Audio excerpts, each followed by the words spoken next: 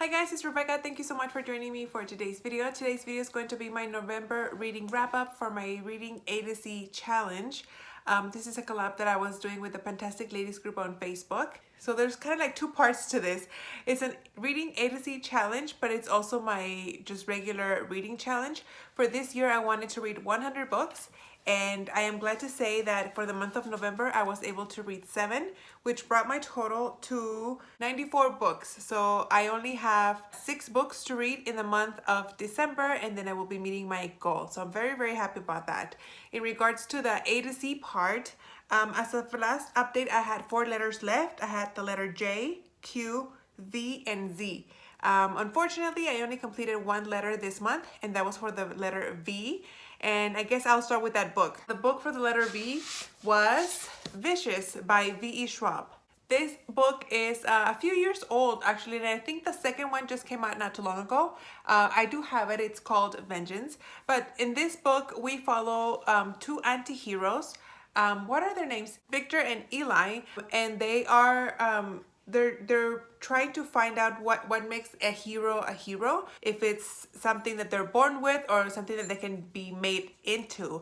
And in the process of trying to figure out which one is the case, they both try some experiments, and they kind of end up turning it against each other, trying to prove who's the hero. So they're 2 anti-heroes, I guess you can say. They're neither one of them is really good, but they both believe that they're doing what they're doing because that's the right thing to do, if that makes sense. So there is a second part to this. This leaves in a cliffhanger, which it could have been left as an open-ended ending, but I guess the author decided to turn this into a series, so then we got book 2. I enjoyed it, but it wasn't my favorite. Maybe I was just not in the mood to read what I was currently reading, because I read this one after I watched something, and I'll get into that right now. So I think my mind was still thinking about what I had just watched, that I wasn't really into the subject matter that this book is. So I will be reading the second book because I have it, but hopefully I can be in a better place mentally so I can enjoy it a little bit better. Next, I have this book here by Jodi Picoult. It's called A Spark of Light. Jodi Picoult, I think, is an author that is known for having very controversial topics in her books. And this one is no different. So this book is about a mass shooting that happens at a women's reproductive center, kind of like an abortion clinic. And it goes, it's this guy who is against abortion, and so he goes and shoots up the place. So we follow the cop in charge of like the whole situation. His daughter is inside the clinic, so we follow how the events develop, but backwards in time. So this book starts at, I think, at like 5 or 6 o'clock. Yes, 5 o'clock, and then it goes back in time all the way through, I think it's like 8 in the morning. So we go back in time and we see how things happen. I'm not a fan of like when books go back and tell a story back in time, because I just always have a hard time like keeping track of the events. So I'm just not a big fan of it, but still I really enjoyed this book. Unfortunately, it's about a topic that happens very often, fortunately, now this day and age. Something that unfortunately I went through in a couple of months ago, back in August. Not that I was personally in the shooting, but you know, I was on the healthcare side of it.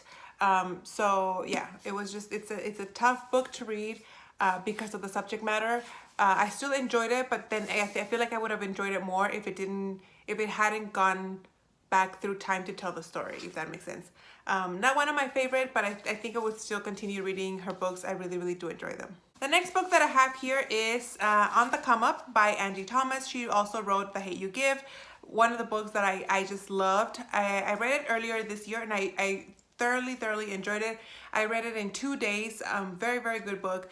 This, however, I did not like it. I was very annoyed with the main character, and I might get some hate here for saying what I'm about to say, but I didn't like it. Our main character, it follows a black teenage African-American girl whose dad used to be a very famous rapper, but the dad died, and her family are living very difficult lives economically, and so she's trying to make it big herself, and she just writes songs about like guns and violence, and violence against cops, things that I feel like she hasn't really lived, but because it happens all around her life. It happened to her dad. She sees it on the news, so she kind of writes about it. And even her mom tells her, like, why would you be writing about these things? Sometimes it's better to just like prove people wrong by not adding to the fire. Like, sometimes people try to defend themselves, but they make things worse, and they prove a point that the opposite side is trying to make. And I don't know, and I just felt like she is just a prime example of the wrong way to go about things. Like in The Hate U Give, I could really empathize with the main character in that book. I can't remember her name, but like I really empathized with her, and I kind of understood her point of view, and I could see where she was coming from, because of the things that she was going through. But this one, I feel like she was always like, it's the world against me, and I'm the victim here. Everybody else is wrong. Everybody's out to get me. I do nothing wrong.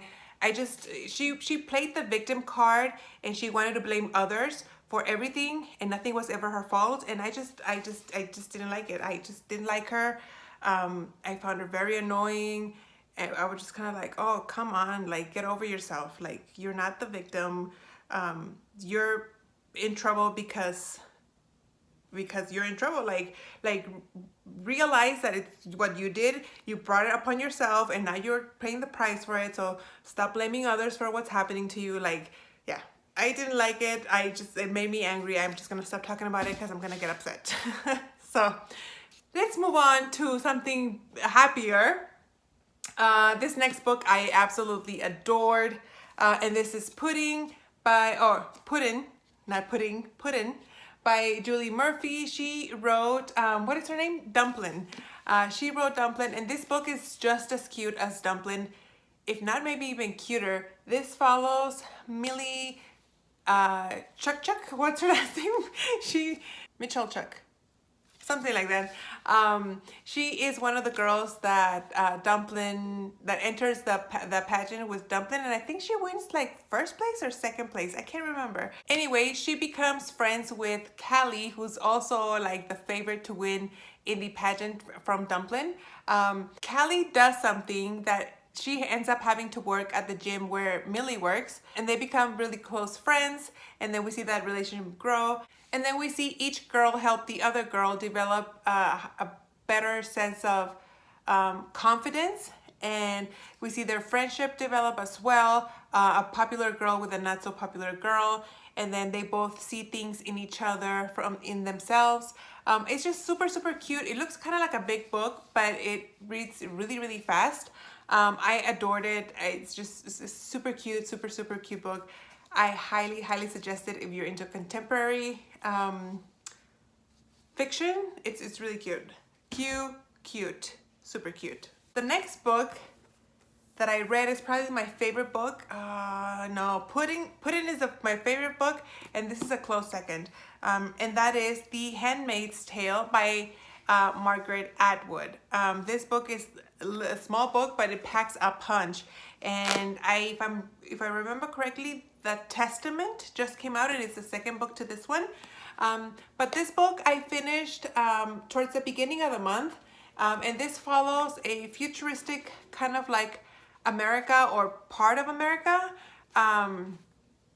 where a group of people rise up and fight the government, and women end up essentially losing all of their rights, and they're pretty much just used as breeding stock, because the way the the environment is, the reproduction rates have decreased dramatically. There's a high levels of infertility, and in order to keep like humanity alive, we need as many women who are able to reproduce. So the handmaids are the people who are tasked with this job. If you have a good pair of ovaries, like they say, you're basically breeding stock, and that's all you do.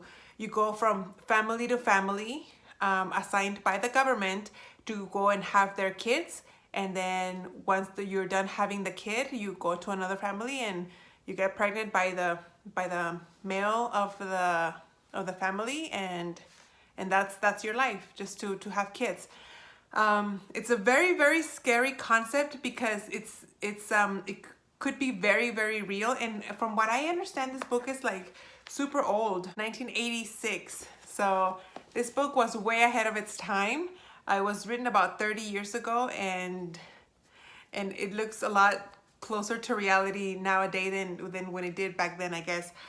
So I guess that's what makes it so scary. So after I read this book, I decided to watch it on Hulu because I thought it was only one season, but there's 3 seasons of the Handmaid's Tale. So I binge watched all 3 seasons, and I think that's why I read such a small amount of books this month, because I watched like maybe there's 40 episodes and they're all about an hour long. So yeah, I did a lot of binge watching. I think I gave this originally 3 stars, but after watching the show, I really, really enjoyed the show. So I changed this to 4. So maybe that's cheating, because the show did influence my enjoyability of this story. But I can see myself like realistically rereading this book just so I can compare it again to the book, to the TV show. So that is this one. And then since that was only 5 books, I was like, that's gonna put me behind on my reading challenge. So I decided to read 2 small books from Audible. I do have Audible, and every month you get 2 like free Audible Originals. And the first one that I read was You'll Thank Me Later. That was about 4 hours long, and that is a story about these siblings that get together for Thanksgiving every year, and you follow, I think it's 4 different Thanksgivings, and you see how like the first Thanksgiving they're given bad news, and then the following Thanksgivings that we follow these characters, we see how they're dealing after the aftermath. That doesn't make sense. In the aftermath of the events of that first Thanksgiving. So it was, it's kind of like a heavy subject. Like it's a very sad thing that happens in the first Thanksgiving. So that kind of like made me hurt a little bit. But I enjoyed it because it's such a short story. I wasn't too attached to the characters. And for that reason, I only gave it 3 stars, but it was a nice, enjoyable read. The second Audible original that I listened to was Camp Red Moon by R.L. Stine. I have been a fan of R.L. Stine since I was a kid. I've mentioned this before in a video, maybe a couple of years ago. I learned English by reading, and R.L. Stine was one of my favorite authors as a kid. From the Fear Street line to Goosebumps, he has like that. He's like the Stephen King for young kids. His stories are really, really engaging, and they're just fun. And this one was no different.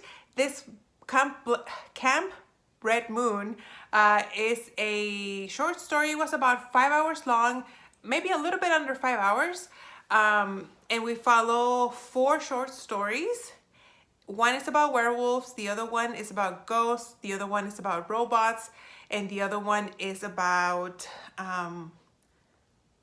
like aliens, like somebody like infiltrates the body of another person. They're all supernatural stories geared toward kids, but I really enjoyed it. It did have kind of like a creepy vibe. Nothing scary now that I'm an adult, but if I was reading this as a kid, I can totally see where it would be creeped out. And it had a full cast of voices, so it was more like a theater production that I was listening to more than just an audiobook. So I really, really did enjoy it. I gave it 4 out of 5 stars if I'm not mistaken. So But there you go, guys. Those were the books that I read for the month of November. I have 6 books. I will be participating in the Tis the Season-a-thon that Bookables is hosting. Thank you so much for watching. Let me know what you read and what was your favorite book this month. And I'll see you on the next one. Bye.